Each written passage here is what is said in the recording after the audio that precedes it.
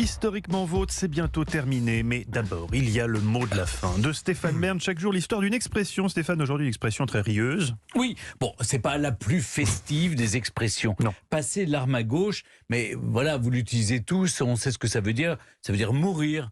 Alors, si on parle d'armes, évidemment, vous avez dévoilé une partie de la réponse, Mathieu. Désolé. On va trouver l'origine de cette formulation dans l'univers militaire. Qui dit militaire dit guerre, et qui dit guerre dit Napoléon. Est-ce que Bonaparte a un rapport avec cette formule, Stéphane? Je suis à ce point prévisible, Mathieu. Oh non, je dois être très très Peut-être fort. Mathieu oui. qui est à ce point génial. Ça, ça, c'est une bonne idée. Oui. En effet, dans l'inventaire de l'infanterie de la Grande Armée, on y trouvait de longs mousquets, des fusils dont les canons pouvaient faire jusqu'à 1,20 m. Leur principal inconvénient était le moment de la recharge après avoir tiré. Il fallait déchirer une cartouche qui était un petit carton dans lequel on y trouvait la balle du fusil ainsi que la charge de poudre. La manœuvre, faut bien le dire, était longue et délicate et en plus devait se faire en plein champ de bataille dans un contexte qui, vous le devinez bien, n'était pas très propice à la sérénité. Oui. On devait être un peu agité, un peu énervé, un peu stressé, voilà. Pendant la recharge, donc, le soldat posait son arme sur sa gauche pour ne pas qu'elle tombe.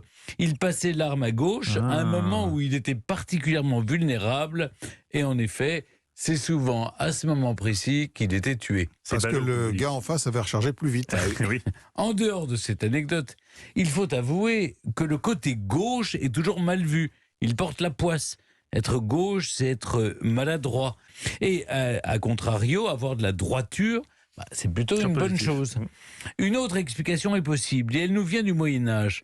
Quand deux grandes familles s'unissaient, on refaisait les armoiries, ce qu'on appelait les armoiries d'alliance, pour redessiner un nouveau blason.